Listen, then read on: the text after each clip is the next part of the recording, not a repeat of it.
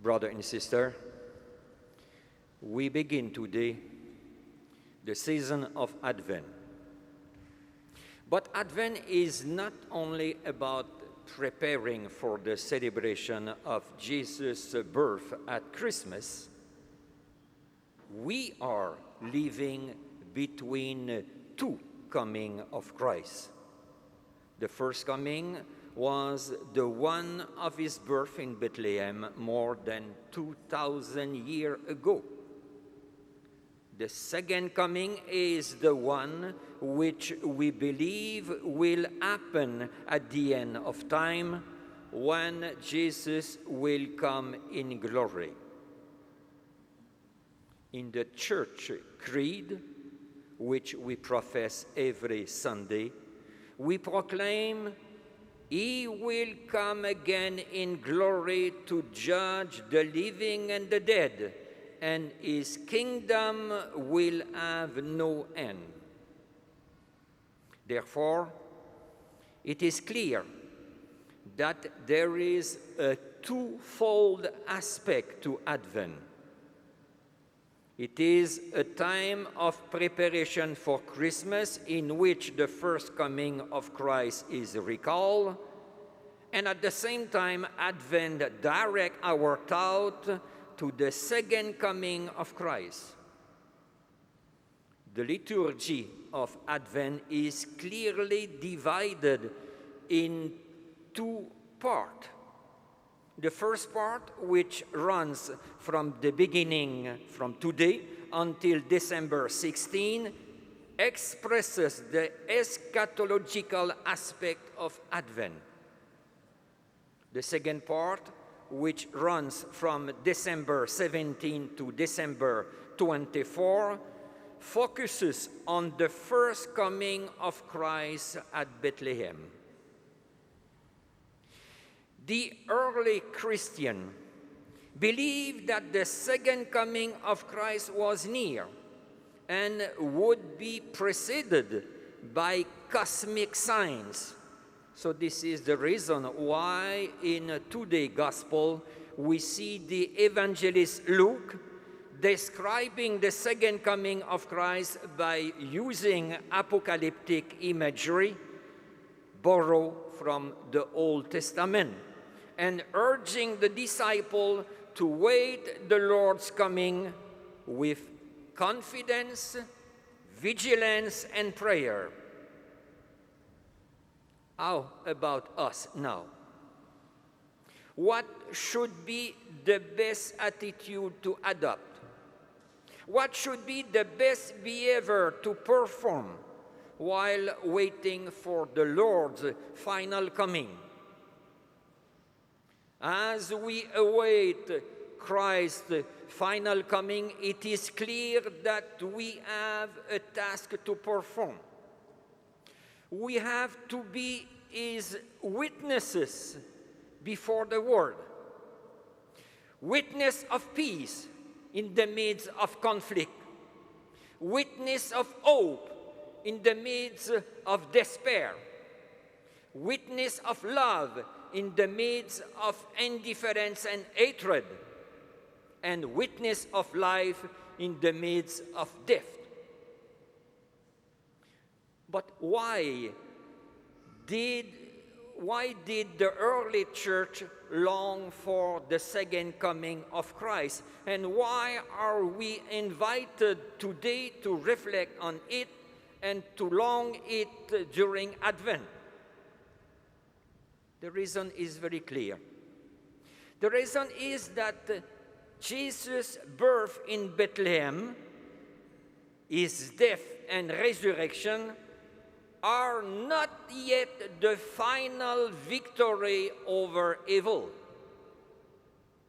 It is obvious that evil is still at work in this world. We can see it every day. So, the final conquest of evil will take place when Jesus comes again as judge of the living and the dead. So Jesus' second coming will complete what Jesus began with his birth in Bethlehem and with his death and resurrection. It will bring the fullness of salvation to the world. Therefore, in the early church, they long for Jesus' second coming, and today we are invited to reflect on it and to long for it during Advent time. We know that during the Advent season, a common sight in most churches is the Advent wreath. These green leaves twisted together and in a circle and with a candle in the middle of them, representing our journey from darkness to the light of Christmas.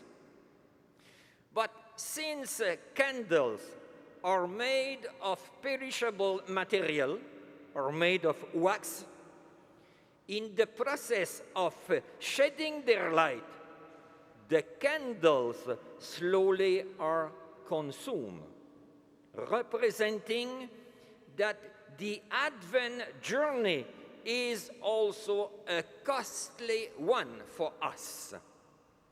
In fact, this is what we are called for, to be consumed as Christians by serving.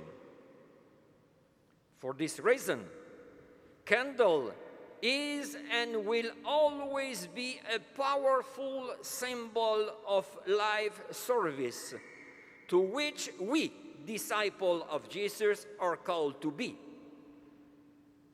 Even though the service can be costly for us, we know that without it, the world will be a much darker place.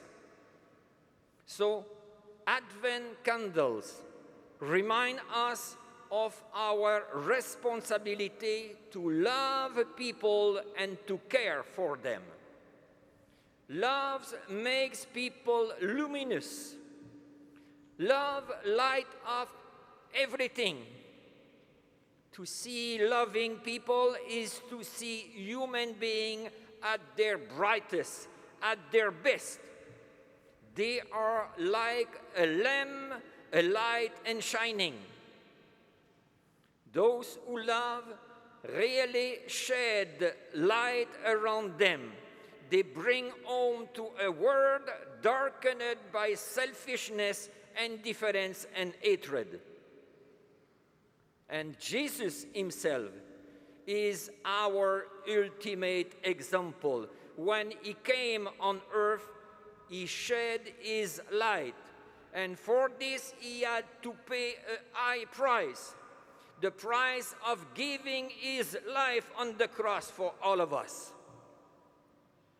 Brother and sister, the season of Advent provides us with a marvelous opportunity to imitate Jesus Christ, to serve him in our neighbor, especially in those in need, in those less fortunate, and to make the world a brighter place.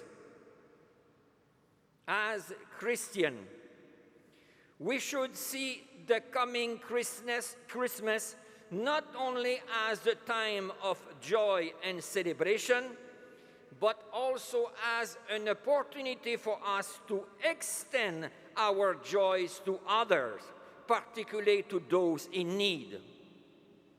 In doing so, we will fulfill the task Christ has entrusted to us, namely to be his witnesses in the world, or to put it in another way, to make him more visible to those who do not yet know him. Obviously, the witness that the world finds most appealing today is the one of concern for people. is also the one of care for our common home, the earth, the one of care for our human environment, victim of more and more destruction and pollution. This is also the one of charity toward the poor, the weak, and those less fortunate. One of the ways by which we have been invited to do it in these recent weeks is concretely through our generosity. For example, to support the work of Caritas. And today, we will have another opportunity to support the work of the Little Sister of the Poor, who, with many volunteers, will stand at the entrance of the church today to collect our generous donation. So let us not miss this opportunity so easily offered to us these Sundays at the entrance of the church to show our generosity and our love for others. And let us hope and wish for each one of us a generous, a fulfilling, and a fruitful Advent season. Amen.